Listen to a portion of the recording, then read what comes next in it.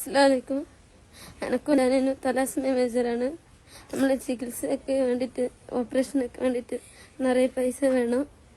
എൻ്റെ ഉമ്മ കൂലിപ്പണിക്ക് പോയിട്ടാണ് നമ്മൾ നോക്കുന്നത്. ഇപ്പം മജ്ജ മാറ്റി വെച്ചാൽ രോഗം മാറും. മജ്ജ മാറ്റി വെക്കാൻ നല്ല പൈസയാണ്. എനിക്ക് എൻ്റെ അനിയത്തിൻ്റെത് ഫുൾ മാച്ചാണ്. അനിയനെ ഡോണറിന് ഇതുവരെയായിട്ട് കിട്ടിയിട്ടില്ല. നല്ല പൈസയാവും. എല്ലാവരും ഒന്ന് സഹായിക്കണം. ഫിറോസ് കുന്നംപറമ്പിലാണ്. ഈ കുഞ്ഞു മക്കളുടെ കണ്ണീര് കണ്ടാല് നമ്മുടെയൊക്കെ നെഞ്ചു പൊട്ടിപ്പോവും.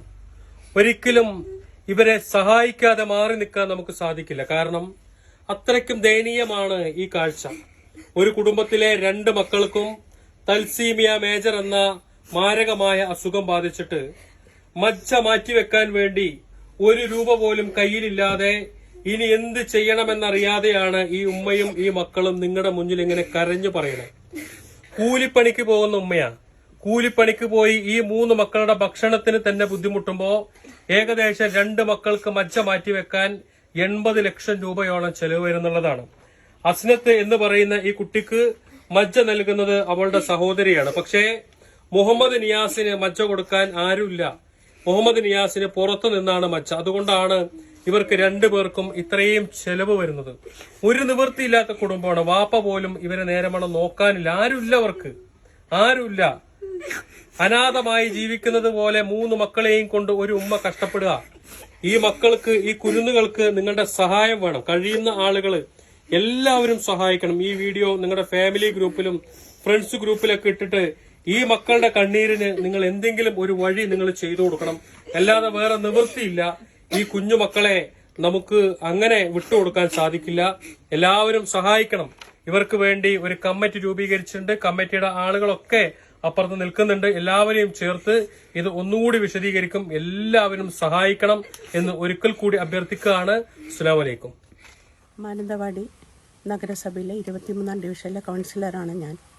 സാജിദയുടെ കുടുംബം എൻ്റെ ഡിവിഷനിലാണ്. ഇവരുടെ കഥ നിങ്ങൾ കേട്ടിരിക്കുമെന്ന് ഞാൻ വിചാരിക്കുന്നു. ഇവർക്ക് 80 ലക്ഷത്തോളം ഇവരുടെ മജ്ജ മാറ്റിവെക്കാനുള്ള ട്രീറ്റ്മെൻറ്റിന് ആവശ്യമുണ്ട്. ഞങ്ങൾ MLA കേളു MLA യുടെ സാന്നിധ്യത്തിൽ ഒരു കമ്മിറ്റി രൂപീകരിച്ചിട്ടുണ്ട്. ബ്ലോക്ക് പഞ്ചായത്തിൻ്റെ ചെയർമാൻ ജസ്റ്റിൻ ബേബിയാണ് ഇതിൻ്റെ ചെയർമാൻ. മാനന്തവാടി ഡിവിഷൻ കൗൺസിലറായി ഞാൻ ഇതിൻ്റെ കൺവീനറാണ്. ഇവരുടെ ട്രീറ്റ്മെൻറ്റിന് വേണ്ടിയിട്ട് 80 ലക്ഷം വേണം.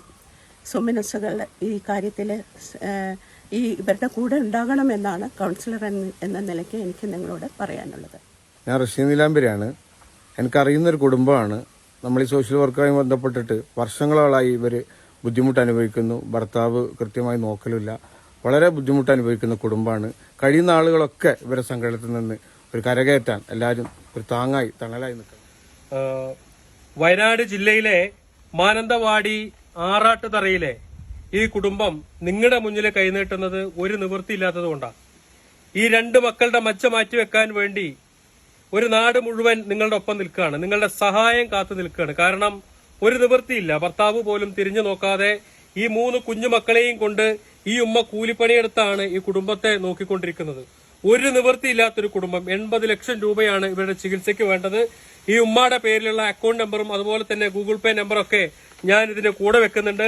ഇവർക്ക് വേണ്ടി രൂപീകരിച്ച, ഈ കുട്ടികളുടെ ചികിത്സയ്ക്ക് വേണ്ടി രൂപീകരിച്ച കമ്മിറ്റിയാണ് എനിക്ക് പുറകെ നിൽക്കുന്നത്. നിങ്ങൾ എല്ലാവരും ഇവരെ സഹായിക്കണം. ഒരിക്കലും ഈ കുടുംബത്തെ നിങ്ങൾ കൈവിടരുത്. കഴിയുന്ന രീതിയിലൊക്കെ നിങ്ങൾ ഈ വീഡിയോ നിങ്ങളുടെ ഫ്രണ്ട്സ് ഗ്രൂപ്പിലും അതുപോലെ തന്നെ നിങ്ങളുടെ ഫാമിലി ഗ്രൂപ്പിലൊക്കെ ഷെയർ ചെയ്തിട്ട് ഈ പൊന്നു മക്കളെ ജീവിതത്തിലേക്ക് തിരിച്ചു കൊണ്ടുവരാൻ എല്ലാവരും കൈകോർക്കണമെന്ന് ഒരിക്കൽ കൂടി അഭ്യർത്ഥിച്ചുകൊണ്ട് നിർത്തട്ടെ. നന്ദി, നമസ്കാരം. അസ്സലാമു അലൈക്കും.